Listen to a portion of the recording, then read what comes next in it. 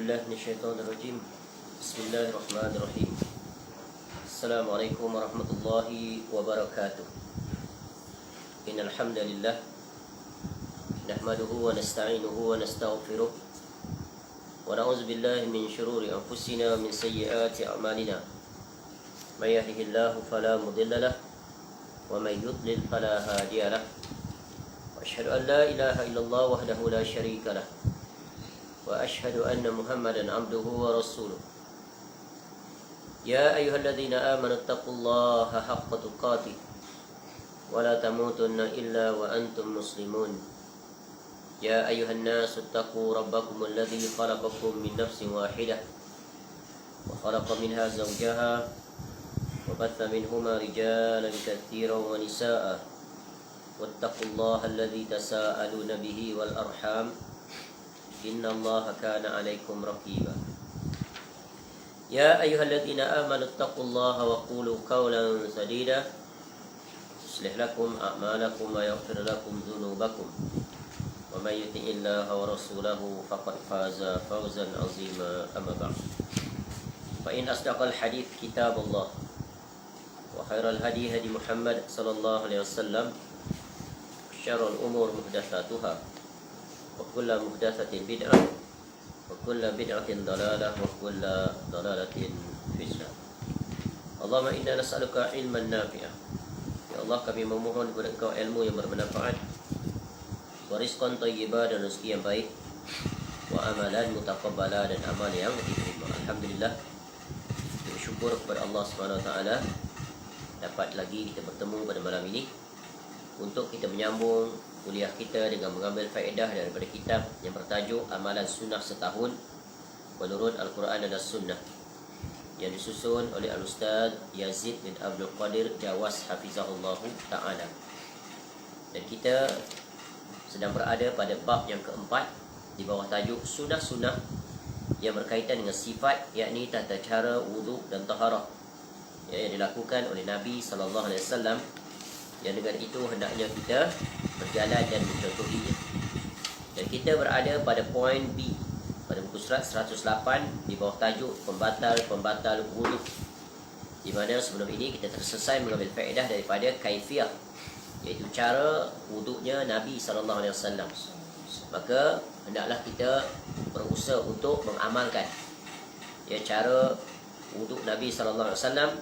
Dengan itu kita akan meraih pelbagai keutamaan dan keistimewaan yang dijanjikan oleh Allah Subhanahu wa taala yang telah berlalu penjelasannya. Baik, sekarang kita masuk pada bahagian seterusnya, iaitu bahagian B, iaitu pembatal wuduk. Yang pertamanya adalah berkata Al-Ustaz Hafizahullah Ta'ala, iaitu apa-apa yang keluar daripada dua jalan, yakni qubul dan dubur. Ya, qubul adalah bahagian anggota kemaluan depan dan dubur adalah bahagian belakang. Apa saja yang keluar daripada dua jalan ini, yakni kemaluan dan dubur, berupa air seni, air kencing, kotoran, najis, iaitu najis kecil, air besar, dan buang angin, yakni kentut, baik yang bersuara, yakni boleh didengari, berbunyi, ataupun tidak, maka ianya membatalkan wuduk. Yang pertama adalah kentut, keluar angin daripada kubul, daripada dubur. Kentut dapat membatalkan wuduk. Apa dalilnya? Yaitu dari Abu Hurairah radhiyallahu an, ia berkata, Rasulullah sallallahu alaihi wasallam bersabda, la tuqbalu salatu ahadikum idza ahdatha hatta yatawadda.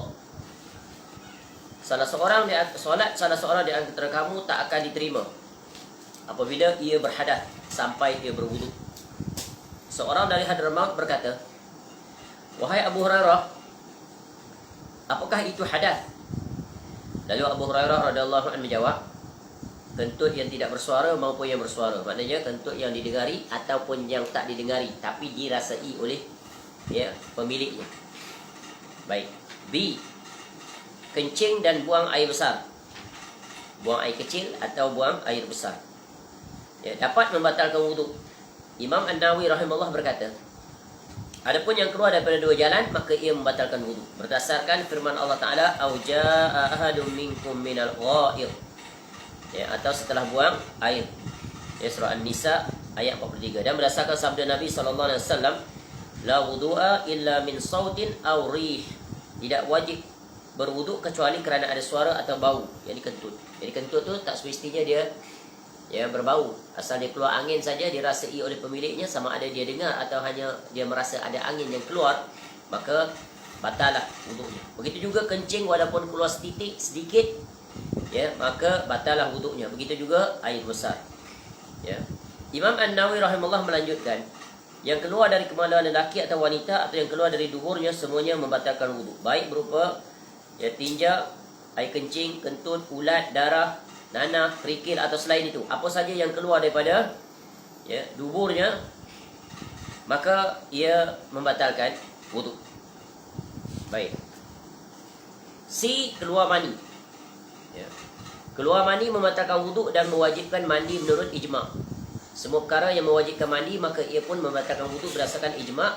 Itu ijma' para ulama. Apa makna mani? Semuanya tahu. Orang dewasa yang telah baligh tahu mani ialah cairan berwarna putih kental. Ya, putih yang pekat, keluar kerana dorongan nafsu. Ya, dan berakhir dengan rasa lemas, yakni letih. Dan meraih nikmat bagi orang yang keluar maninya. Itu ya, mani.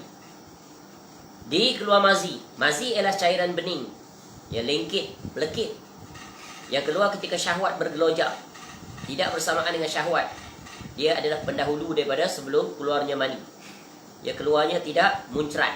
Di bahasa Indonesia maknanya memancar, yang menyembur, dia laju. Dia keluar dengan kelajuan. Keluarnya tidak laju. Mani dia laju. Mazi. Mazi. Tidak mencerat, tidak laju seperti keluar mani. Dan tidak menyebabkan lemasnya syahwat orang yang bersangkutan. Dia tidak mendatangkan nikmat seperti mana keluarnya mani. Tapi dia kebiasaannya adalah pendahulu. Dan hal ini dialami oleh lelaki dan wanita. Mazi adalah najis dan wajib mencuci kemaluan dan sekitarnya yang terkena mazi. Jadi keluar air mazi membatalkan wuduk berdasarkan hadis Ali bin Abi Thalib radhiyallahu anhu. Dia mengatakan, aku adalah seorang lelaki yang sering mengeluarkan mazi, dan aku merasa malu bertanya pada Nabi SAW, kerana puteri beliau SAW adalah isteriku. Aku lalu menyuruh Al-Miqdad bin Al-Aswad radhiyallahu anhu. Maka ia bertanya pada Nabi SAW, dan beliau SAW bersabda, hendaklah ia mencuci kemaluannya dan berwuduk. Jadi pelajaran daripada hadis ini adalah dalam urusan yang berkaitan dengan agama, ya, hendaklah dihindari sifat malu. Dan jika kita memiliki malu yang bersangatan, maka hendaklah meminta pihak ketiga untuk bertanya bagi pihak kita, kerana wajib untuk mengetahui. Jangan membuat andaian dalam hal yang berkaitan dengan hukum hakam. Ya, jadi dalam bab fiqh berkaitan dengan hal-hal ini adalah perkara yang perlu dijelaskan. Dia bukan merupakan perkara yang aib, tapi dia merupakan perkara-perkara yang memang setiap manusia diberikan fitrah malu. Namun malu hendaklah selaras dengan syariat. Ada malu yang terpuji, ada malu yang tercela. Ya, maka perkara-perkara seperti ini hendaklah disampaikan dan diajarkan, khususnya bagi anak-anak. Ya, yang satu hari nanti mereka akan sampai kepada peringkat baligh. Maka inilah perkara yang hendaknya mereka ketahui. Jadi wajib ibu bapa mengajari anak-anak dan memaklumkan kepada anak-anak. Kerana selepasnya ada hukum. Ya, ketika mereka telah bermimpi, umpamanya, maka ya keluar mani, maka wajib bagi mereka melakukan mandi wajib. Dan ya, menunjukkan mereka telah wajib bagi mereka melaksanakan perintah Allah. Mukallaf sudah mereka itu baligh, maka mukallaf, taklif syarak jatuh atas mereka. Maka hendaklah mereka mengetahui bagaimana cara untuk bersuci dengan mandi wajib. Caranya sesuai dengan sunnah Nabi SAW. Baik, ini adalah perkara yang sangat besar. Begitu juga dengan kedatangan haid bagi anak perempuan. Baik. Keluar wadi. Ya, keluarnya air wadi juga dapat membatalkan wuduk. Wajib baginya mencuci kemaluannya dan berwuduk. Air wadi ialah cairan bening yang agak kental. Biasanya keluar setelah selesai buang air kecil. Ya, wadi adalah najis dan wajib membersihkan kemaluan dan sekitarnya yang terkena najis. Ibnu Abbas radhiyallahu anhu berkata, mani, wadi dan mazi. Ya, mani itulah yang menyebabkan wajibnya mandi. Adapun wadi dan mazi, ya, tak wajib. Nabi SAW bersabda, cucilah kemaluanmu, ya, atau daerah sekitarnya, lalu berwuduklah seperti wudukmu untuk solat. Jadi ini 3 perkara, ya, yang berkaitan dengan kemaluan seseorang. Tu 3 benda ni: mani, mazi dan wadi. Mani tidak najis. Ya, mazi dan wadi adalah najis. Faham? Jadi kalau terkena pada pakaian, hendaklah dibersihkan. Ya, dibasuh. Adapun mani, ya, kalau hendak digunakan pakaian yang terkena mani untuk solat, boleh. Sebab apa? Dia bukan najis. Cuma kadang kita tak selesa. Kita rasa macam dia kotor. Dia kotor, walaupun pada pandangan kita dia kotor, tapi dia bukan najis. Maka dia boleh solat dengan pakaian yang terkena mani. Adapun mazi dan wadi, ya, dia najis, tak sah. Sebab tu, ya, syarat untuk solat, iaitu yang pertamanya adalah pakaian tempat solat, ya, badan hendaklah suci dan bersih daripada najis. Badan kita kalau ada najis, maka tak sah. Walaupun kita telah berwuduk, tapi solat tak sah. Baju kita ada najis, tai kucing umpamanya, ya, di badan kita juga terkena tai kucing, ataupun di tempat solat kita tu tempat bernajis, maka ya hendaklah dipastikan bebas daripada kesemua perkara tersebut. Orang yang terkena penyakit salisul baul, yakni terus menerus mengeluarkan air kencing, ni ada orang terkena penyakit ni, ya, khususnya ketika di usia tua, dia tak boleh tahan kencing, dia tak boleh kawal.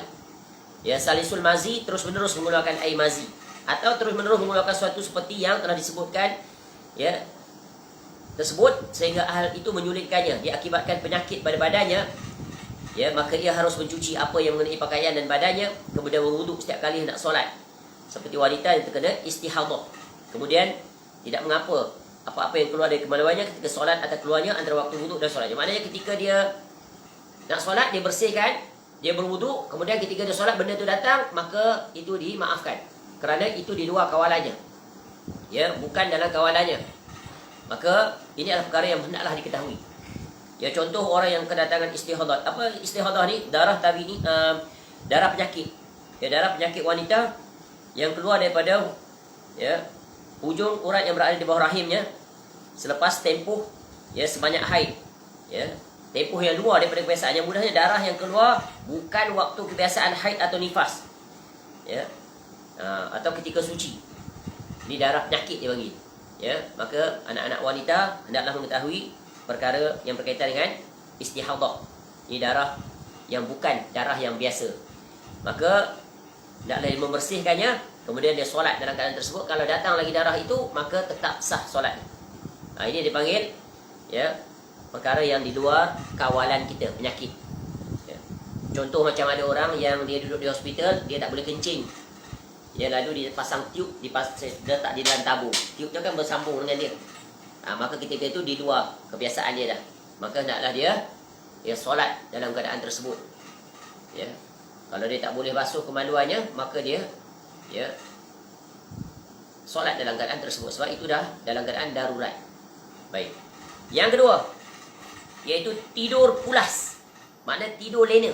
Lena tidurnya, sampai tidak sedarkan diri, baik dalam keadaan duduk menempel di atas lantai maupun tidak. Duduk atau baring. Lena hilang ingatan, maksudnya lupa dah, tak ingat apa-apa dah. Maknanya lena. Dari Ali bin Abi Thalib radhiyallahu anhu berkata, Rasulullah SAW bersabda, Al-ainu wika'us sahi, Al-ainu wika'us sah, faman nama falyatawadda. Mata itu pengikat dubur, maka sesiapa saja yang tidur hendaknya ia berwuduk. Sebab dia tak sedar waktu tidur tu dia kentut ke tidak. Ya, kadang tidur tangan boleh bergerak, dia pegang anggota, ya, kemaluannya dan sebagainya. Maksud hadis ini adalah selama mana mata terbuka, maka orang yang bersangkutan, orang yang berkaitan dapat merasakan apa yang keluar daripada tubuhnya. Sebab kalau tidur ayam, dia sedar. Ya, kalau dia kentut ke apa, dia sedar, masih sedar. Tapi kalau dah tidur lena, tak mengetahui apa yang berlaku. Jadi jalan selamat adalah berwuduk semula. Jadi hadis di atas, hadis tersebut menguatkan pendapat bahawa pada hakikatnya tidur itu sendiri tidak membatalkan wuduk, akan tetapi kesucian itu menjadi batal apabila dimungkinkan terlepasnya tali ikatan dubur menurut kebiasaan. Adapun seseorang yang tidur dengan keadaan duduk, di mana duburnya melekat di bumi dan tak hentam, maka wuduknya tidak batal. Ini perbahasan di kalangan ulama. Kalau duduk tidurnya meletak, tak gerak, ya, maka tak batal. Tapi kalau bergerak duburnya, maka batal. Ya, jadi ini semua adalah kehati-hatian. Ya, para ulama meletakkan kehati-hatian, ya, supaya kita menunaikan ibadah dalam keadaan yang yakin, yang pasti. Baik. Yang ketiga, hilang akal bukan kerana tidur. yakni hilangnya akal baik kerana gila, pingsan, mabuk atau disebabkan ubat. Kerana keadaan seperti ini adalah keadaan tidak sedar, di mana seorang tidak mengetahui wuduknya telah batal ataukah belum. Hal ini membatalkan wuduk menurut kesepakatan jumhur ulama. Sebab ibadah mesti dilakukan dalam keadaan sedar. Ya, dalam keadaan sedar. Kerana dalam keadaan sedar itu dia tahu apa yang dia ucapkan, apa yang dia perbuat. Baik. Yang keempat, menyentuh kemaluan tanpa alas, tanpa pelapik. Ya, diwajibkan berwuduk apabila menyentuh kemaluan tanpa pelapik. Hal ini berdasarkan riwayat daripada Abu Hurairah radhiyallahu anhu, dia berkata, Rasulullah SAW bersabda, "Idza afdha ahadukum biyadihi ila farjihi wa laysa bainahu wa bainaha hijab wala satrun faqad wajaba alaihi alwudu." Jika salah seorang daripada kamu menyentuh kemaluannya dengan tanpa alas dan tutupan, maka dia wajib berwudu. Ni bare hand. Sentuh kemaluan dia, maka batal. Diwajibkan berwuduk apabila menyentuh kemaluan dengan syahwat. Ini dalam kondisi yang kedua. Ya, hal ini berdasarkan riwayat dari Bushrah binti Safwan radhiyallahu anha, ia berkata bahawa Nabi SAW bersabda, "Man massa zakarahu fala yusalli hatta yatawadda." Apabila seorang daripada kamu menyentuh kemaluannya, janganlah ia melakukan solat sampai ia berwuduk. Hadis ini disahihkan oleh Imam Ahmad, Al-Bukhari dan Ibnu Ma'in, ya, radhiyallahu anhum. Hadis ini juga disahihkan oleh imam yang lainnya dan diriwayatkan juga oleh selain Al-Imam At-Tirmizi rahimahullah. Yang kelima, pembatal wuduk, makan daging unta. Dari Jabir bin Samurah radhiyallahu an, bahwasanya seorang lelaki bertanya kepada Rasulullah SAW, tawadda'u min luhumil ghanam? Qal in syi'ta fatawadda' wa in syi'ta fala tawadda'. Qal atawadda'u min luhumil ibil? Qal na'am fatawadda' min luhumil ibil. Apakah aku harus berwuduk kerana makan daging kambing? Rasulullah SAW jawab, kalau engkau mahu maka berwuduklah. Jika engkau tidak mahu maka tidak perlu berwuduk. Ini sunnah, disunahkan saja. Tapi wuduknya tetap masih sah. Dia bertanya lagi, apakah aku harus berwuduk kerana makan daging unta? Lalu Nabi SAW jawab, ya, berwuduklah kerana makan daging unta. Tu. Jadi di sini berbeza jawapan. Kambing, ya terserah nak berwuduk atau tidak, boleh saja. Ya, tapi unta kena berwuduk. Jadi dari sinilah para ulama istinbat, maka makan daging unta, setelah itu wajib berwuduk semula jika ingin mendirikan solat. Dari Jabir bin Samurah radhiyallahu anhu berkata, kami biasa berwuduk kerana makan daging unta dan tidak berwuduk kerana makan daging kambing. Ini dekat tempat kita tak ada unta. Tapi barangkali besok kita pergi umrah, pergi haji, dihidangkan daging unta. Jadi ya tiba-tiba nak solat. Tahu ni. Ya, barangkali barang siapa yang tak pernah mendengar lagi hadis ini, dia pun tak tahu. Rupa-rupanya kena wuduk semula. Ya, untuk mendirikan ibadah. Tu. Nak umrah, ya syarat mesti berwuduk, nak tawaf. Tiba-tiba makan daging unta kat hotel, pergi dia. Ya, dalam keadaan dia ada wuduk sebelum tu. Maka dia kena wuduk semula. Selesai. Jelas perkara ini. Bahkan C, perkara-perkara yang tidak membatalkan wuduk. Ada beberapa perkara yang dianggap atau dikira oleh sebahagian orang dia dapat membatalkan wuduk, namun setelah dicermati ternyata perkara tersebut tidak membatalkan wuduk. Di antaranya adalah, ya, yang pertama, menyentuh wanita apabila tidak keluar mani atau mazi dari kemaluannya. Tidak dengan syahwat dah ni. Menyentuh wanita tanpa syahwat tidak membatalkan wuduk. Hal ini berdasarkan riwayat dari Aisyah radhiyallahu anha, dia berkata, kuntu anamu baina yaday Rasulillah sallallahu alaihi wasallam wa rijlaya fi qiblati fa idza sajada ghamazani wa qabattu rijlayya fa idza qama basattuhuma. Qalat wal buyutu yawma izin laisa fiha masabih. Aku pernah tidur di hadapan Rasulullah SAW, jadi yang sedang solat malam, sedangkan kedua kakiku berada di arah kiblat beliau. Apabila hendak sujud, beliau SAW merabaku, pegang. Maka ku lipat kedua kakiku, dan apabila beliau telah berdiri, ku lunjurkan lagi kedua kakiku. Aisyah radhiyallahu anha berkata, ketika itu rumah-rumah tidak punya lampu, gelap gelita. Itu dalil yang pertama. Demikian juga wanita yang menyentuh laki-laki tanpa syahwat tidak batal wuduknya. Dari Aisyah radhiyallahu anha juga, dia berkata, faqattun nabiyya sallallahu alaihi wasallam, ya, sallallahu alaihi wasallam zata lailatin faja'altu atlubuhu biyadi fawaqa'at yadi ala qadamaihi ya ala qadamaihi wa huma mansubatani wa huwa sajid. Pada satu malam aku kehilangan Rasulullah SAW, yakni dari tempat tidurnya. Kemudian aku mencarinya dengan tanganku, meraba-raba. Tiba-tiba tanganku menyentuh kedua telapak kakinya. Sedang kedua kakinya dalam keadaan ditegakkan ketika beliau sedang sujud. Ya, dari dua hadis di atas jelaslah kita bahawasanya menyentuh itu sendiri tidak membatalkan wudu. Wallahu a'lam. Ini. Adapun kalau kita lihat dari segi perbahasan mazhab, kita akan temui mazhab kita, mazhab Syafi'i, menyentuh wanita batal. Walaupun yang disentuh itu adalah isterinya. Si suami sentuh isteri tanpa berlapik, tanpa berlapik. Ya, tetapi ya, jika dilihat daripada dalil-dalil, maka pengarang ini cenderung untuk memegang pendapat tidak membatalkan wudu. Ya, ada tak pendapat ni? Ya, di sisi ulama yang muktabar dari segi mazhab ada. Ya. Sebagaimana kalau kita lihat dalam perbahasan yang berkaitan dengan, kerana para ulama berbeza pandangan ketika menafsirkan ayat aw lamastumun nisaa falam tajidu ma'an fatayammamu su'idah, daripada surah Al-Maidah yang telah kita baca sebelum ini, iaitu tentang dalil apa? Iaitu berwuduk dan bertayamum serta mandi. Ya. Jadi daripada ayat ini ulama berbeza pandangan pada tiga golongan, tiga kelompok. Yang pertama, laki-laki bersentuhan dengan wanita membatalkan wuduk secara mutlak. Ini pendapat mazhab Syafi'i. Ya, Al-Imam Syafi'i rahimahullah, dan ini disetujui oleh Al-Imam Ibn Hazmin Al-Andalusi, mazhab Zahiriyah. Ya. Dan juga pendapat Ibnu Mas'ud radhiyallahu anhu dan Ibnu Umar radhiyallahu anhuma. Ni para sahabat pun ada yang memegang pendapat ini. Ya. Dan ini dijadikan pegangan di sisi mazhab Syafi'i. Pendapat yang kedua, iaitu tidak membatalkan wuduk secara mutlak, tak batal. Ini adalah mazhab Abu Hanifah, ya, dan sahabatnya Muhammad bin Al-Hasan Asy-Syaibani. Dan ini juga adalah pendapat Al-Imam iaitu ya Ibnu Abbas radhiyallahu anhuma. Taus, Al-Hasan, Atha, dan pendapat ini dipilih oleh Syekhul Islam Al-Imam Ibnu Taimiyah rahimahullah. Tuh. Ya. Yang ketiga, menyentuh wanita membatalkan wuduk jika diiringi dengan syahwat. Tu ada syarat. Ini yang pertengahan. Ini adalah mazhab Malik dan Ahmad dalam riwayat yang masyhur daripada mereka. Ya. Jadi ada tiga pandangan. Maka bagaimana kita bersikap? Terserah kepada yang mana kita nak pilih sesuai dengan keyakinan dan kita selesa dengannya.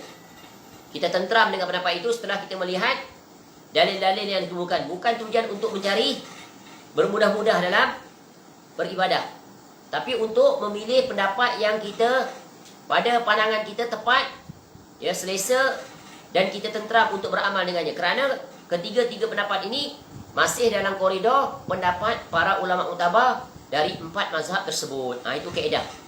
Ya, kaedahnya. Kerana apa? Selama mana masih ada daripada pandangan para ulama yang muktabar dan kita cenderung pada pendapat mereka itu, maka berjalanlah di atas ya apa yang kita cenderungi. Kerana kita ya bertanggungjawab terhadap apa yang kita lakukan. Selama mana tujuan kita untuk mencari yang terbaik buat kita dalam melakukan amal ibadah.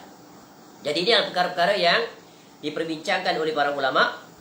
Maka di sini pengarang cenderung untuk memilih pandangan tidak batal wuduk bila menyentuh wanita dengan syarat tidak keluar mani atau mazi, maknanya tidak dengan syahwat. Tapi bila bersentuh dengan syahwat, ya maka batal wuduknya, maka hendaklah dia berwuduk. Inilah pendapat pertengahan. Ya, dan pendapat ini adalah pendapat yang selesa. Ya, pendapat yang memudahkan, tidak menyulitkan dan tidak memudahkan, pertengahan. Dan sesuai dalam segala kondisi. Betul kan? Sesuai dalam keadaan apa pun, khususnya ketika berada di kesesakan orang ramai. Khususnya di Mekah dan Madinah. Ya, potensi untuk bersentuh tu sangat tinggi. Ya, dengan yang lelaki dan perempuan. Tengok, berapat, berimpit, campur lelaki perempuan, mana boleh dipisahkan dalam tawaf. Cuma sekarang ni, Allah bagi nikmat. Dengan COVID tu boleh diatur, bahagian lelaki-lelaki saja, perempuan-perempuan saja. Nikmat, Masya Allah. Kalau tidak, tiba-tiba ada perempuan di sebelah kita, berimpit-rimpit, dah rapat.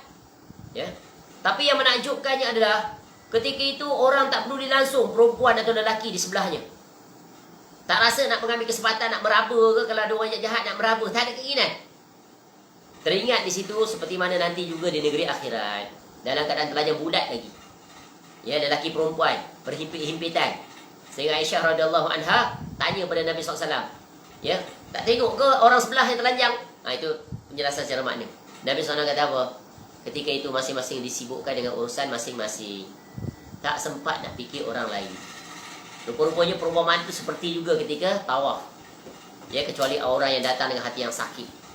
Tapi lazimnya umumnya manusia tak peduli dengan sesiapa pun. Wanita yang merimpit sebelah dia ke, kalau boleh dia nak menjauhkan diri. Ya, Masya Allah. Dan di situ potensi untuk bersentuh, ya, sangat besar. Ya, sentuh telapak tangan dia. Ya, orang lelaki lagi lah tangan dia. Ya, langsung terbuka. Ya, nampak bahu je sebelah. Lain tu semua bare hand. Chances nak sentuh kena tangan perempuan tinggi kalau dah dekat. Jadi pendapat ni adalah pendapat yang pertengahan, pendapat yang praktikal dalam segala keadaan. Ya, maka berjalanlah dengan pendapat yang kerana Islam itu adalah mudah, tapi jangan dipermudahkan. Dia adalah pertengahan sesuai dengan kondisi. Dan banyak kadang-kadang suami isteri bergaduh di rumah bila berpegang dengan pendapat, iaitu wanita bersentuh dengan lelaki, suami dengan isteri bersentuh. Batal. Tengok-tengok dah keluar bilik air tersentuh isteri, batal. Masuk pula dah hal yang sejuk. Ya, kan ini menyulitkan. Dan ini adalah pendapat yang sesuai, yang selesa. Baik. Jadi terserah kepada kita untuk memilih setelah ditegakkan hujah, maka pilihlah pendapat yang kita selesa dengannya. Baik, yang keenam, keluar darah kerana luka, berbekam, bisul yang pecah dan yang semisalnya. Ya, perkara ini juga tidak membatalkan wudu menurut satu dari dua pendapat ulama yang paling sahih. Ya. Sebab itu dalam bab fiqh ni macam-macam pendapat para ulama, tapi kita pilih yang paling menghampiri, yang paling rajih. Ya, maka berpeganglah dengan pendapat tersebut. Jadi darah kerana luka, berbekam, bisul yang pecah dan semisalnya, maka itu tidak membatalkan wudu. Ya, sebagaimana para sahabat Nabi SAW dalam peperangan, ya, luka parah dan sebagainya, mereka tetap solat dalam keadaan tersebut. Ya, jadi darah tidak najis dalam situasi itu. Baik muntah dan sejenisnya, baik sedikit maupun banyak. Muntah tidak membatalkan wudu kerana tidak ada satu dalil sahih pun yang menyatakan wajibnya berwudu kerana muntah. Ma'dan bin Abi Talhah radhiyallahu anhu meriwayatkan daripada Abu Darda radhiyallahu anhu anna Nabiy sallallahu alaihi wasallam qa'a fatawadda. Nabi SAW muntah lalu berwudu. Lalu aku, yakni Ma'dan bin Abu Talhah radhiyallahu anhu, bertemu Sauban radhiyallahu anhu di Masjid Damaskus, ya, Damsyik, Syria.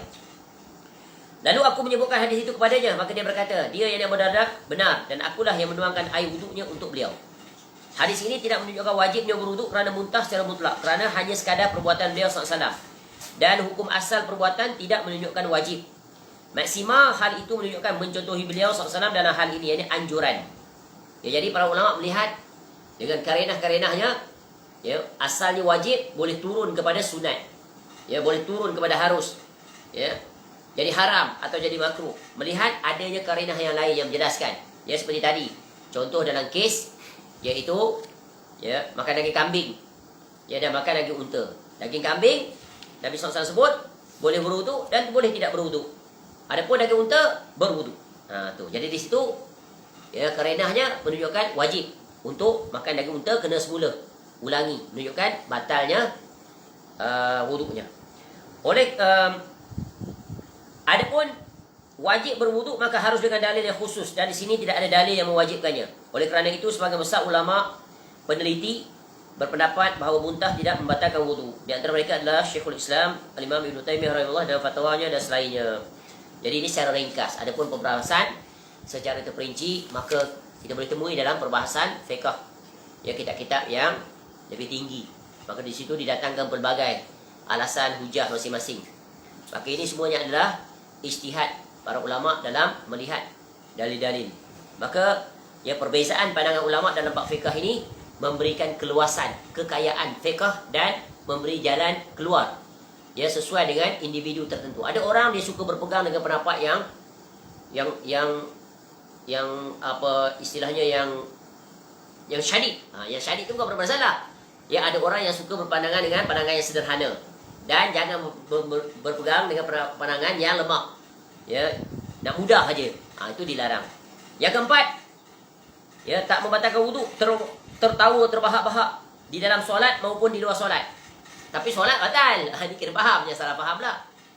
Ya, sebab solat dia seiringan berpasangan dengan wuduk. Ya, contoh tengah solat tu dia ketawa. Ya, barangkali dia ketawa entah dia solat, dia mengelamun, dia ingat. Dia ingat kisah masa lalu, dia ketawa. Ketawa dalam solat, dia tak sedar dia ketawa. Itu contoh.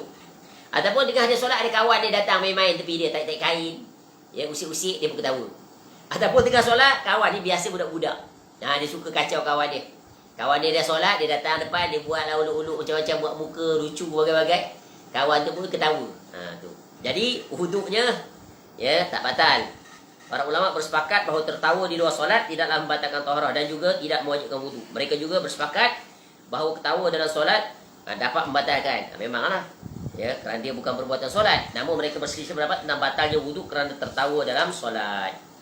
Pendapat yang benar adalah pendapat yang mengatakan bahawa ketawa dalam solat tidak membatalkan wuduk. Ini adalah pendapat Imam Syafi'i, Imam Malik, Imam Ahmad, Ishaq dan Abu Thawr radhiyallahu anhu. Pendapat ini berdasarkan hadis daripada Jabir radhiyallahu anhu secara mauquf, ya, bahawa ia ditanya tentang seorang yang tertawa dalam solatnya, maka ia menjawab ia mengulangi solatnya dan tidak mengulangi wuduknya.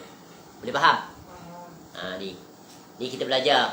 Bukan bermakna bab ni untuk budak-budak saja, tak. Untuk orang dewasa juga. Ya. Barangkali ada perkara yang dia baru tahu sekarang.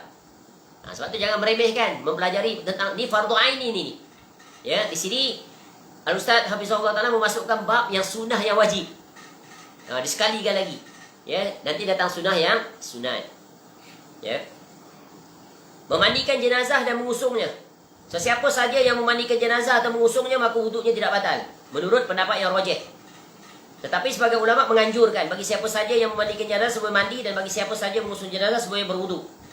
Ya, hal ini berdasarkan hadis Abu Hurairah radhiyallahu anhu bahawa Rasulullah SAW bersabda, "Man ghassala mayyitan falyaqtasil wa man hamalahu falyatawadda." Barang siapa memandikan jenazah, hendaklah dia mandi. Dan barang siapa mengusung jenazah, hendaklah dia berwuduk. Ini sunnah. Ya. Sebab apa? Bila kita memandikan jenazah, mungkin anggota tubuh badan kita kotor, terpercik air. Barangkali pada tubuh jenazah ada najis dan sebagainya. Ketika membersihkannya, maka yang terbaik adalah kita mandi. Ya. Dan begitu juga ketika mengusung jenazah. Ya, disunahkan untuk kita berwuduk. Ini sunnah. Jadi bagi orang-orang yang terlibat dengan pengurusan jenazah, hidupkan sunnah ini. Kenapa? Kerana Nabi SAW melakukannya. Ya. Dia faham? Kemudian yang keenam, keraguan orang yang berwuduk akan sesuatu hadas. Dia ragu. Aku ni tadi kentut ke tidak? Tengah berwuduk lama. Ya. Contoh macam ni lepas maghrib, menyampaikan kuliah. Ada lagi wuduk.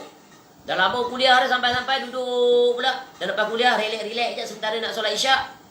Tiba-tiba datang keraguan. Wuduk ni ada lagi ke tak? Tadi kentut ke tidak? Tu, dalam situasi itu. Itu biasa berlaku. Sebab apa? Sebab syaitan dia akan datang, kacau. Jadi dalam keadaan ini bagaimana?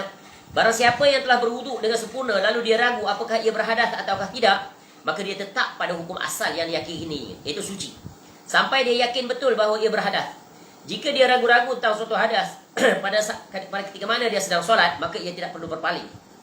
Atau membatalkan solatnya sampai dia yakin benar-benar bahawa dia telah berhadas. Jadi, dalam keadaan sekarang ni, ya, duduk lama, berbicara dan sebagainya, nanti nak masuk isyak, ya, wuduk ni ada lagi ke tidak? Jadi hukum asalnya ada. Sebab tadi ketika dia selesai solat, wuduknya masih ada, tidak terbatal dengan apa-apa pun. Maka kembali pada hukum asal itu, maka tolak keraguan itu dipegang dengan keyakinan di awal. Boleh faham? Kecuali ada karinah yang kuat mengatakan tadi dia terkentut. Atau orang lain mendengar.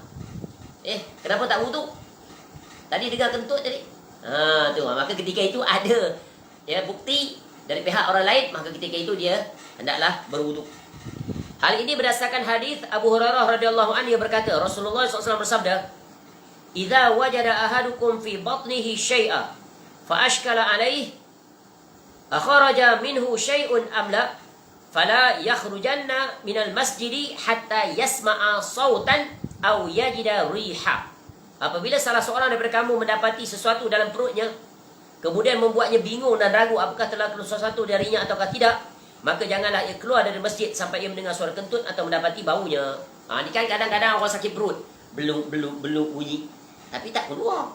Cuma dalam perut bunyi cerewet bunyi. Ya. Kadang-kadang dia tahan supaya jangan kentut. Tak dengar keluar letusan angin terus ke tak ada. Tak ada. Maka ketika itu masih dia dalam keadaan berwudu. Dalam keadaan wudu tak terbatal. Ya. Tapi kalau dia ragu-ragu, maka untuk menutup keraguannya, jalan pelintas, pergilah berwudu.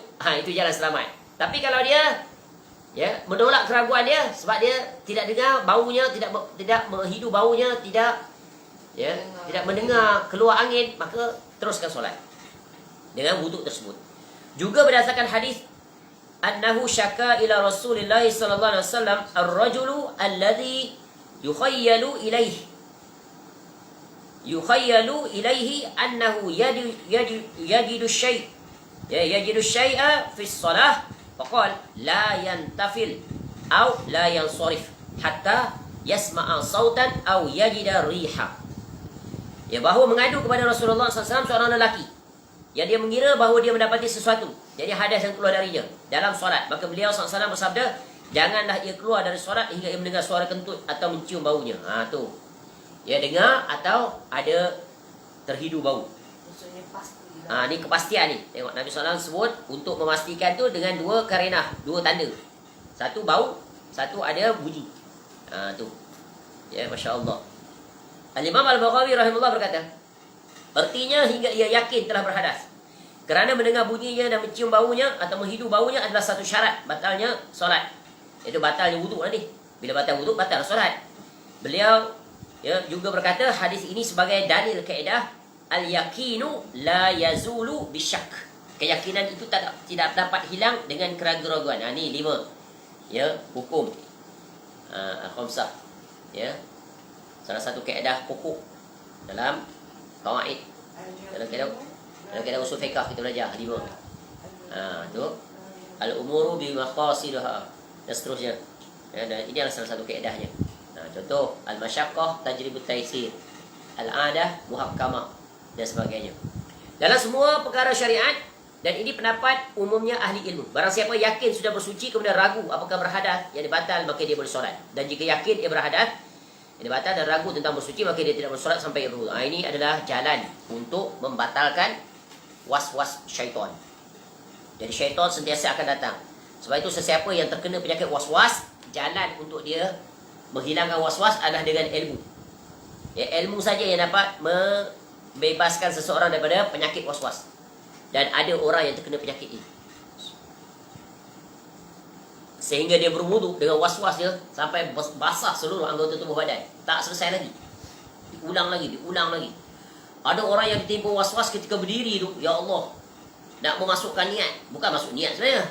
Dia nak melafazkan usolli berpuluh kali. Ekstrim sungguh.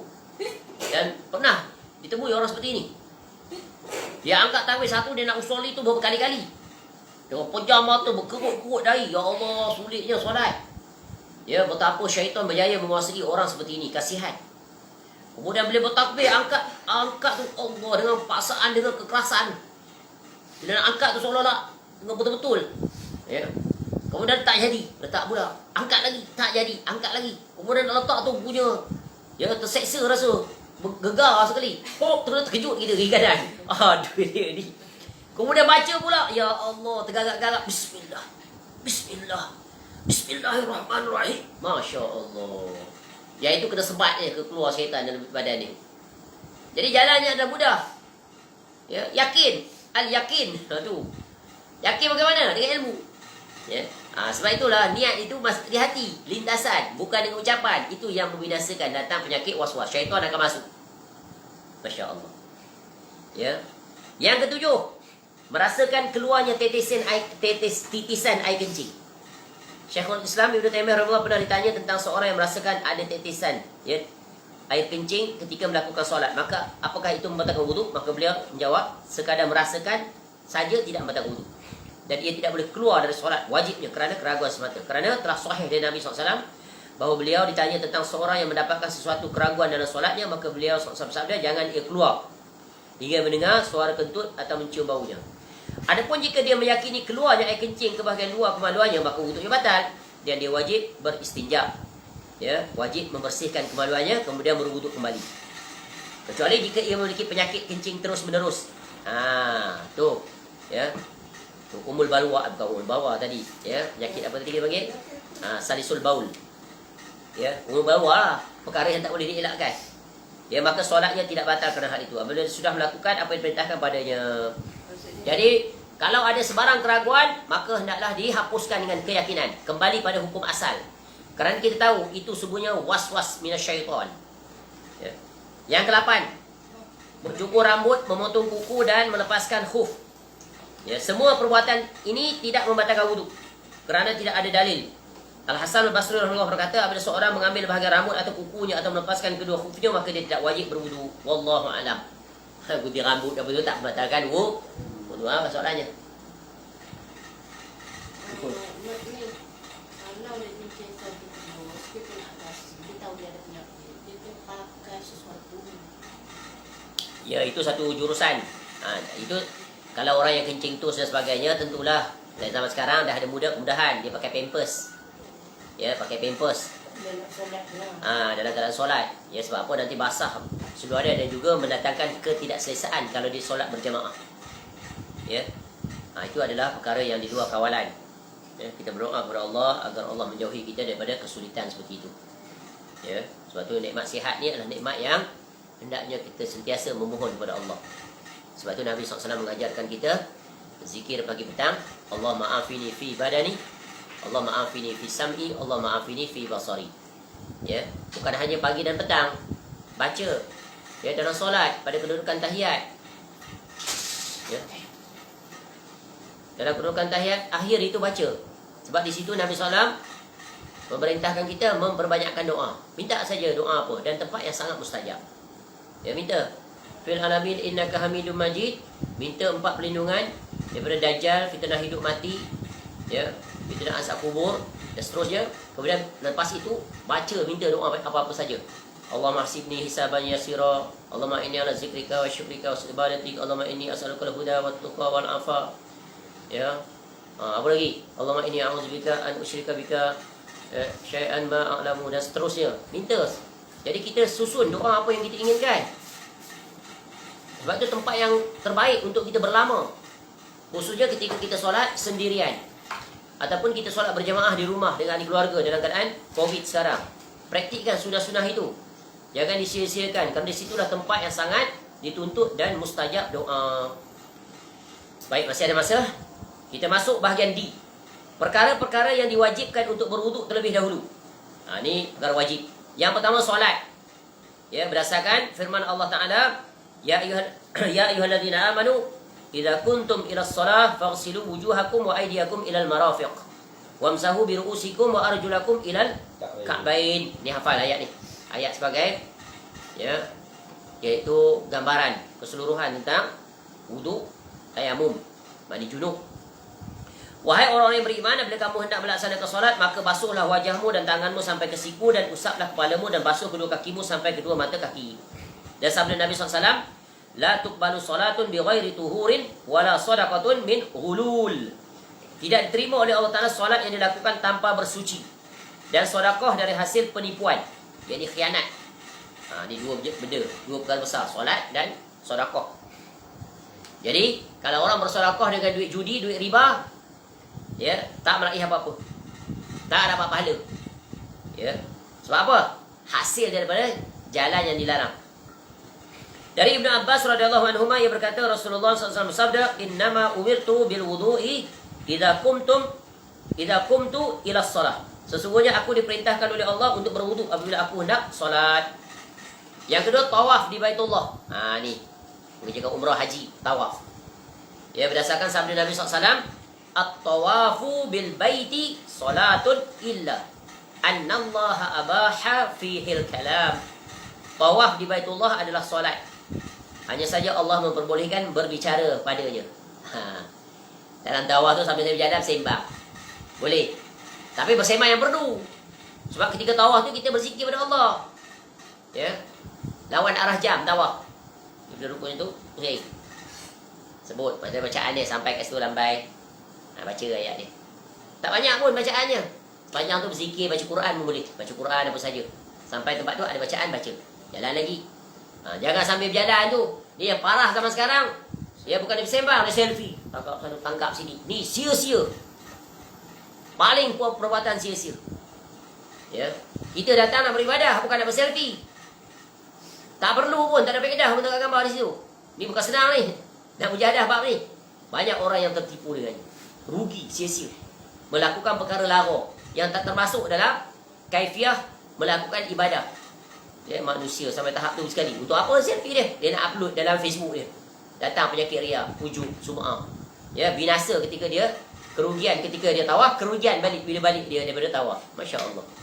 Ya. Tidak ada faedah. Tinggalkan perkara yang tidak ada manfaat. Min husni islami al-mar'i tarkuhu. Perkara-perkara yang disunahkan untuk berwuduk terlebih dahulu. Yang pertama, berzikir kepada Allah Ta'ala. Berdasarkan hadis Muhajir bin Qunfus, ya, radhiyallahu anhu, bahwasanya dia mengucapkan salam pada Nabi SAW yang sedang berwuduk. Ya. Beliau SAW sama sekali tidak menjawab salamnya, sehingga beliau menyelesaikan wuduknya. Kemudian beliau SAW menjawabnya dan berkata, "Innahu lam yamna'ni an arudda alaika illa anni karihtu an azkurallaha tabaraka wa ta'ala illa ala tuharah." Sesungguhnya tidak ada yang menghalangiku untuk menjawab salammu, hanya saja aku tidak suka, ya, menyebut nama Allah kecuali dalam keadaan bersuci. Namun hal itu bukan satu keharusan. Berdasarkan hadis daripada Aisyah radhiyallahu anha, kana Nabi sallallahu alaihi wasallam yazkurullaha ala kulli ahyanih. Adalah Nabi SAW selalu berzikir pada Allah dalam setiap keadaan. Jadi antara keistimewaan Nabi SAW, setiap saatnya Nabi SAW sentiasa berzikir kepada Allah Ta'ala, sentiasa mengingati Allah dalam segala keadaan. Baik, ya, perkara yang disunahkan berwuduk iaitu nak berzikir kepada Allah. Sebab nak lakukan amal kebaikan, ya, berzikir, ya, untuk menyebut nama-nama Allah, memuji Allah. Yang kedua, itu adalah yang dituntut, yang disunahkan. Dia bukan wajib, tapi itu yang terbaik. Yang kedua, memperbaharui wuduk setiap kali hendak solat. Ya, berdasarkan hadis Buraidah radhiyallahu anhu yang mengatakan Rasulullah SAW berwuduk setiap kali hendak solat. Akan tetapi pada saat hari Fathu Mekah, yakni penaklukan kota Mekah, beliau SAW berwuduk dan mengusap kedua sepatunya serta mengerjakan beberapa solat dengan sekali wuduk. Kenapa mengusap kedua sepatu? Sebab Nabi SAW dalam keadaan musafir daripada bumi Madinah ke Mekah, berperang, ya, menawan Mekah tanpa ada sebarang perlawanan. Ya, kemenangan yang paling gemilang. Umar radhiyallahu anhu berkata kepada beliau, "Wahai Rasulullah, engkau melakukan sesuatu yang belum pernah engkau lakukan." Beliau SAW menjawab, "Aku sengaja melakukannya, wahai Umar." Ya, ini contoh Nabi SAW bagi kerikanan. Dalam keadaan ini boleh. Jadi diriwayatkan daripada Muhammad bin Yahya bin Habban, ya, dari Abdullah bin Umar radhiyallahu anhu, yang berkata, ya, "Aku berkata, bagaimana pendapatmu tentang wuduknya Ibnu Umar radhiyallahu anhu untuk setiap kali solat, baik dalam keadaan suci atau tidak dalam keadaan suci? Kerana apakah hal itu?" Ya, maka ia berkata, Asma binti Zaid bin Al-Khattab, ya, radhiyallahu anhum memberitahukan kepadaku hal ini, bahawa Abdullah bin Hanzalah bin Abi Amir memberitahukan kepadanya bahawa Rasulullah SAW diperintahkan untuk berwuduk setiap kali solat, baik dalam keadaan suci maupun tidak dalam keadaan suci. Maka ketika hal itu terasa berat bagi beliau SAW, beliau SAW diperintahkan untuk bersiwak setiap kali akan solat. Adalah Ibnu Umar radhiyallahu anhu melihat dirinya kuat melakukan hal itu, maka beliau tidak pernah meninggalkan wuduk untuk setiap kali solat. Jadi yang terbaik memperbaharui wuduk. Ya, itu jika memungkinkan, tidak ada penghalang. Tapi boleh saja, ya, dengan wuduk yang ada, dia, ya, di antara satu waktu ke satu waktu, ya, dia tetap menggunakan wuduknya selama mana tidak terbatal. Yang ketiga, berwuduk setiap kali batal wuduknya. Ini sunnah, walaupun bukan untuk dia mendirikan solat. Kebiasaannya kita faham berwuduk ni hanya untuk solat. Tak. Sebab itu orang di antara orang yang istimewa, mereka sentiasa hendakkan diri mereka dalam keadaan suci, iaitu dengan adanya wuduk. Jadi dengan adanya wuduk, mereka dapat melakukan amal-amal ketaatan bila masa sahaja mereka ingin lakukan. Jadi berdasarkan hadis Buraidah, ya, radhiyallahu anhu berkata, pada satu pagi Rasulullah SAW memanggil Bilal, ya, Bilal radhiyallahu anhu. Lalu beliau SAW bersabda, "Wahai Bilal, dengan amalan apakah engkau mendahuluku masuk syurga? Semalam aku bermimpi masuk syurga dan mendengar suara terompahmu di hadapanku." Bilal radhiyallahu anhu menjawab, "Wahai Rasulullah, Tidaklah aku mengumandangkan azan, melainkan aku solat 2 rakaat setelahnya. Dan tidaklah aku terkena hadas, melainkan aku berwuduk setelahnya. Mendengar hal itu, beliau SAW bersabda, kerana itulah engkau masuk syurga. Jadi ini di antara keistimewaan Bilal yang setiap harinya menjaga wuduk. Ya, walaupun tidak untuk solat. Bila dia batal aja, dia pun berwuduk semula. Iaitu dia menikmati. Ya, dalam setiap saat dirinya dalam keadaan berwuduk. Nikmat tak? Kalau dia mati dalam keadaan itu, maka mati dalam keadaan beramal soleh. Tanda husnul khatimah. Sebab tu, kalau kita tak boleh buat seperti itu sepanjang masa, pastikan setelah kita solat subuh, memulakan hari, kita keluar bekerja, pastikan kita dalam keadaan berwuduk. Ya, setelah kita solat subuh barangkali, ya kita makan sarapan pagi di rumah, tiba-tiba batal wuduk kita. Nak pergi bilik air. Ya, nak buang air kecil ke nak buang air besar, maka sebelum kita keluar, berwuduklah. Dengan wuduk itu kita keluar daripada rumah, pergi ke tempat kerja. Jadi secara tak langsung kita berada dalam keadaan yang terbaik. Ya, memiliki wuduk dan boleh kita melakukan amal-amal. Ya, kerja dalam keadaan berwuduk, berzikir, ya, boleh baca Quran dan sebagainya. Yang keempat, ketika hendak tidur. Ni sudah tentu. Jangan abaikan. Kecuali ya ada halangan. Ketika hendak tidur, yakni berdasarkan hadis Al-Barra bin Azib radhiyallahu anhuma, bahawa Nabi SAW bersabda, jika engkau mendatangi tempat tidurmu, maka berwuduklah sebagaimana wudukmu untuk solat. Kemudian berbalinglah pada bahagian tubuhmu sebelah kanan. Kemudian ucapkanlah, Allahumma aslamtu nafsi ilaik, wa wajjahtu wajhi ilaik, wa fawwadtu amri ilaik, walja'tu wa alja'tu zahri ilaik, raghbatan wa rahbatan ilaik, la malja'a wa la manja minka illa ilaik. Allahumma amantu bikitabika alladhi anzalta wa binabiyyika alladhi arsalta. Jadi doa nak tidur ni banyak. Ya, banyak. Di antara doa-doa yang paling banyak adalah sebelum tidur. Banyak sungguh, panjang. Maka buatlah mana yang mampu. Tak boleh buat semua, jangan tinggal semua. Ya, ini adalah doa penyerahan diri ketika landing time, bed time. Ya Allah, aku serahkan diriku kepadamu. Memang dalam keadaan tidur kita tidak tahu apa yang berlaku. Ya, kadang tikus naik atas badan. Ya, kalau jengking naik atas badan. Terutamanya kalau tidur di kampung-kampung. Ya, rumah-rumah yang banyak tikus dan pelbagai lagi, semut, macam-macam. Ya, apatah lagi di dalam hutan. Ya, ketika perkemahan dan bagai-bagai. Ku hadapkan wajahku kepadamu. Ku pasrahkan seluruh urusanku kepadamu. Ketergantungan kita kepada Allah, agar Allah menjaga kita. Dan ku sandarkan punggungku kepadamu dengan harap dan takut kepadamu. Ya, harap dan takut. Sebab apa? Kalau tidur terus tak bangun. Jadi tidur dalam keadaan ini dengan harapan dapat keampunan. Ya, dapat keampunan. Ya. Dan takut. Ya, jika tidur dalam keadaan ya, kita masih dalam keadaan apa? Bermaksiat dan sebagainya. Maka kita tidur dalam keadaan bersih jiwa. Mohon keampunan kepada Allah. Ya, harap kepada Allah. Jika mati, mati dalam keadaan husnul khatimah. Jika hidup kembali, maka dapat melakukan ketaatan istiqamah. Ya. Tidak ada tempat bersandar dan berlindung dari seksamu kecuali kepadamu. Kalau dah mati, that's it. Tak ada peluang kedua untuk hidup semula beramal. Padahal masih banyak lagi perkara yang kita belum buat. Tak terhitung banyak. Ya, baru belajar pada muka surat 122 ni. Banyak lagi ni. Ya. 600 lebih, 700, 900 lagi buku surat. Banyaknya lagi sunnah-sunnah Nabi SAW. Tak sempat buat mati. Tapi bila kita tanamkan keinginan, ya Allah, aku nak baca, nak habiskan kitab ni. Ya, agar aku dapat berbuat. Ya. Dan jika tidak dapat berbuat semuanya, sekurang-kurangnya aku telah mengetahuinya. Dan aku menyintainya untuk berbuat. Bantulah aku untuk melakukannya. Mati dalam keadaan itu dapat pahala semuanya. Walaupun tak sempat berbuat. Itulah nikmat. Ya Allah, aku beriman kepada kitab-kitab yang kau turunkan. Dan kepada nabimu yang engkau utus. Ini keimanan. Ya.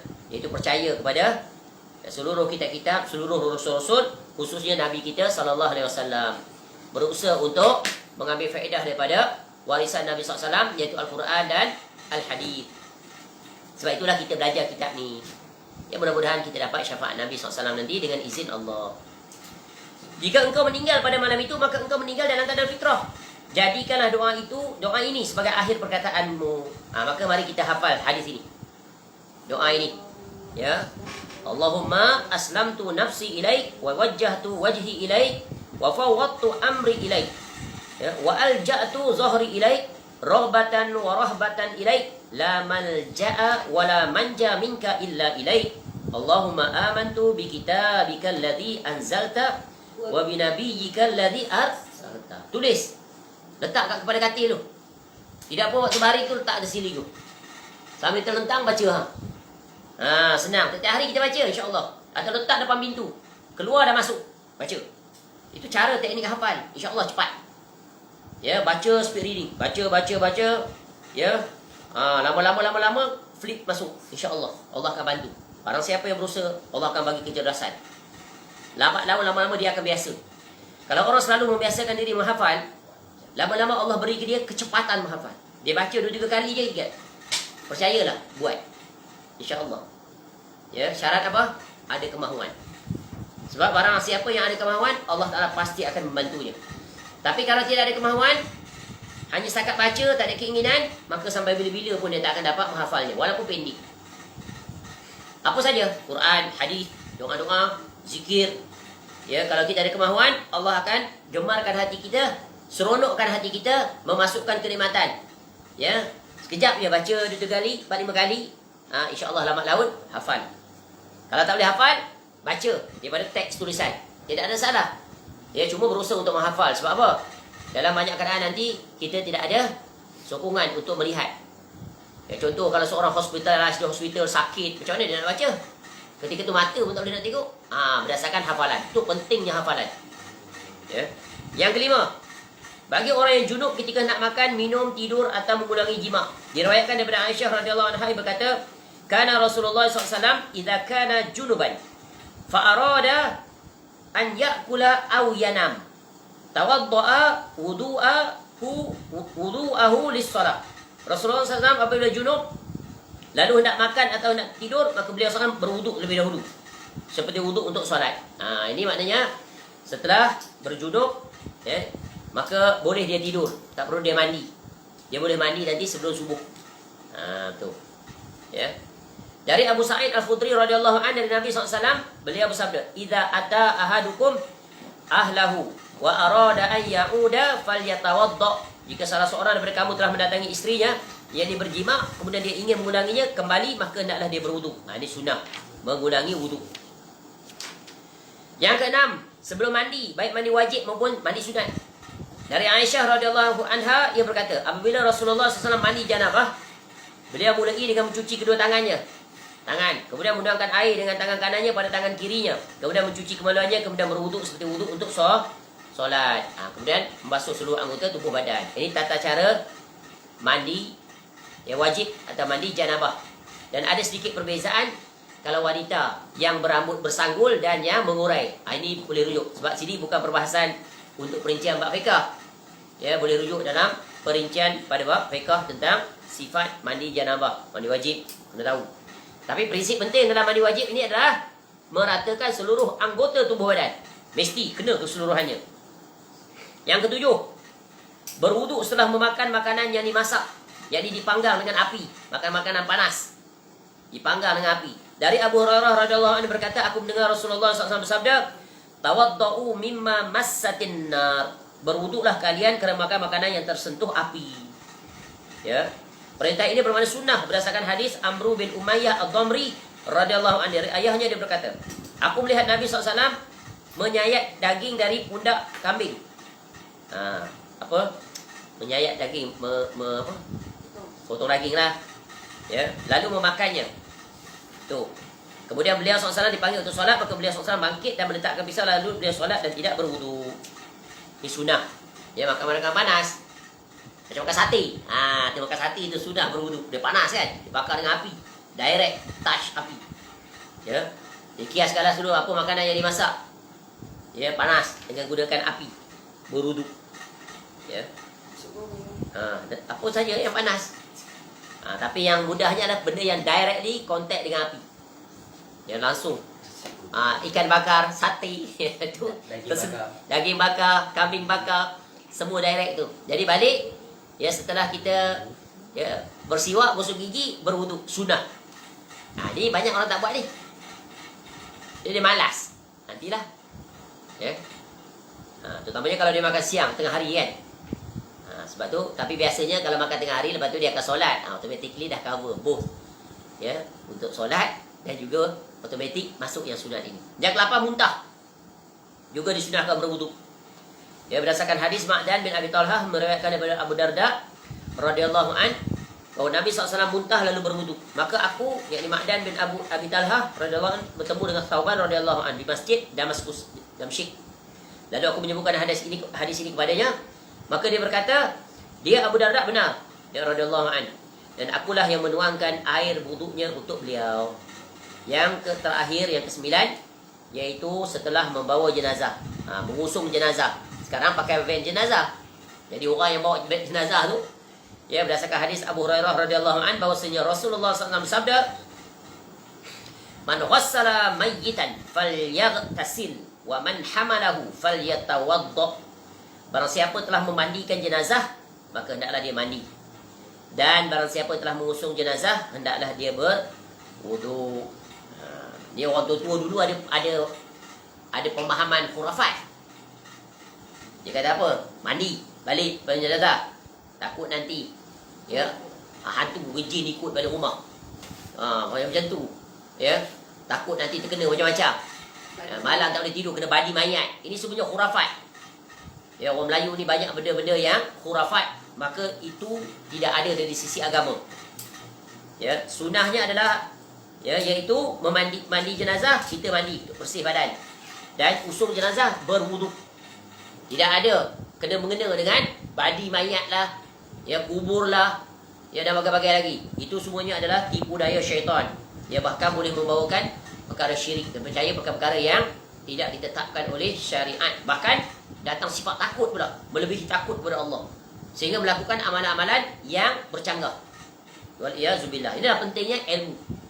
Jadi agama telah sempurna. Ya, apa saja ya adat yang dilakukan dalam masyarakat, jika tiada berkaitan dengan agama, tidak ada agama, maka tinggalkan. Maka itu termasuk dalam perkara ya khurafat, tinggalkan, takhayul. Baik, selesai sudah bahagian I. Masih berkaitan dengan bab yang berkaitan dengan berwuduk, iaitu ya perkara yang disunahkan. Maka berusahalah kita, semoga Allah bagi kita iaitu kecintaan untuk sentiasa berada dalam keadaan berwuduk. Ya, dalam keadaan berwuduk. Baik, berhenti setakat ini, insya-Allah. Ya, panjang umur kita akan sambung bahagian F, iaitu taharah. Ini bahagian bersuci. Ya, bahagian menggunakan air untuk membersihkan badan, ya, membersihkan anggota, ya, ataupun ya membuang dengan menggunakan air, ataupun dengan istinja untuk ya membersihkan anggota tubuh badan, baju, dan juga tempat untuk kita mendirikan ibadah. Ya, taharah. Ini awal wajib, perkara yang berkaitan dengan fardu ain. Ya, awal wajib.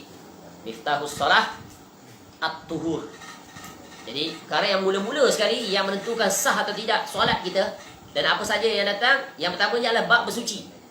Air ni, belajar bab air ni, air. Kalau tak tahu jenis air, ya, main pakai air saja. Ya, air yang terkontaminasi. Ya, dalam bab air belajar tiga kriteria penting untuk menjadikan air itu air suci lagi menyucikan, air mutlak. Tidak berubah warna, tidak berbau, dan tidak berubah rasa. Itu 3. Dari sudut apa ni? Dari sudut yang berlaku penambahan. Adapun kalau original dia seperti itu, maka dia tetap di atas kemutlakannya. Contoh air telaga yang daun jatuh banyak dalam tu. Nampak tak? Kan berubah dah. Ya, daripada air biasa bau daun, bau busuk kadang-kadang. Dia tetap bersih. Cuma berlaku proses perebutan daun-daun di dalamnya. Daun itu bersih. Ya, walaupun berubah dah. Macam teh tarik, macam kopi tarik. Pekat bukan main. Nampak? Jadi tetap boleh mandi. Boleh berwudu. Tu. Masya Allah. Ni perkara-perkara yang hendaklah semua orang melepasinya. Tak guna kalau dia belajar tinggi-tinggi, hebat dalam ilmu tafsir bagi hadis, tapi bab fardu ain tak lepas. Yang tadi itu fardu kifayah. Ni fardu ain wajib. Menentukan sah batalnya ibadah yang dia lakukan. Jadi jangan pandang kecil. Tak ada lain lagi ustaz nak belajar. Belajar benda basic aja. Benda basic. Benda basic tu lah asas. Kalau tidak ada benda basic, biar kita belajar berulang kali pun. Walaupun benda yang sama. Ya. Belajar berulang kali, satu nak memantapkan kita. Dan kita boleh mengajar orang lain.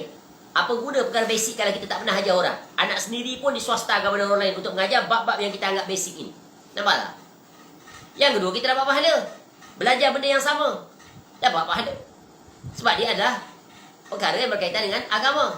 Ma'lumun minad din bid-darurah. Wajib belajar. Semua orang tahu. Ya. Tapi banyak orang yang masih lagi tak lepas. Dalam bab air pun tak lepas. Dalam bab tayamum pun tak lepas. Bahkan tak tahu macam mana nak bertayamum. Sebab tak pernah dia.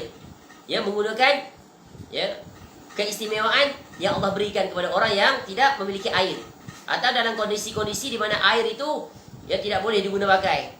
Ya, contoh musim kemarau, naik atas flight, dan sebagainya. Banyak situasi. Ini kita akan hargai bila kita berada dalam keadaan kesempitan, kesulitan. Baru kita tahu air segelas macam ni pun boleh berwuduk lengkap untuk seluruh anggota tubuh, anggota wudu. Bayangkan banyak ni cukup. Bagaimana caranya? Kalau tidak mengetahuinya, bagaimana boleh berwuduk? Faham? Penting tadi. Penting sebab kita mewah dengan air. Tu. Jadi cara berwuduk macam mana? Tu. Dengan ilmu. Wallahu a'lam. Semoga Allah Ta'ala memberikan kita kefahaman. Dengan makin kita belajar, makin dibukakan pintu-pintu kefahaman. Dengan itu bertambah yakin. Kerana beramal mesti dengan ilmul yakin. Mesti ilmu yang yakin, ilmu yang sahih dan soreh. Benar sumbernya.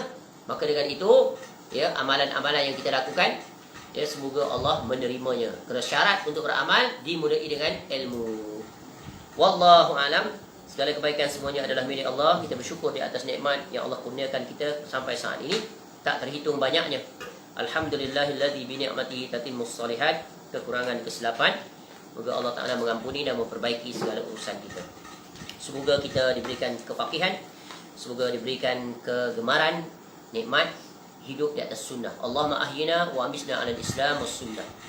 Dan semoga dengan itu kita mendapat nikmat yang agung yang Allah janjikan, supaya Allah menghimpunkan kita kesemuanya nanti di negeri akhirat bersama dengan pengarang ini hafizahullah taala, dapat bersama di dalam syurga yang sama dengan Nabi sallallahu alaihi wasallam, ma'alladzina an'amta 'alaihim minan nabiyyin was-siddiqin wasyuhada'i was-salihin wa hasuna ulaika rafiqa. Wallahu a'lam. Subhanakallahumma wa bihamdika asyhadu an la ilaha illa anta astaghfiruka wa atubu ilaik.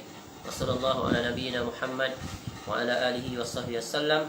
Wa akhiru da'wana anil hamdulillahi rabbil alamin.